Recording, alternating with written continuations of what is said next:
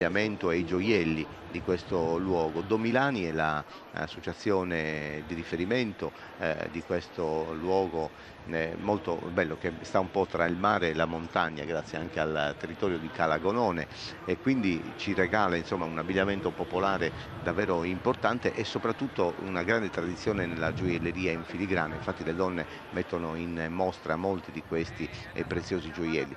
A Dorgali, oltre al gruppo Don Milani, che è ospite dell'organizzazione, c'è un'altra associazione che è quella Tiscali, anche questa molto rigorosa, di grande riferimento, e di recente anche una nuova formazione, Turcali, che appunto è la terza, ultima arrivata nell'ordine delle associazioni presenti che animano il territorio. E quindi, insomma, con grande piacere abbiamo modo, insomma, di vedere questo gruppo. E tra l'altro, dopo Dorgali stiamo vedendo ovviamente ancora tutte le tipologie dell'abbigliamento. Dovremmo vedere, ecco qui, Sant'Adi.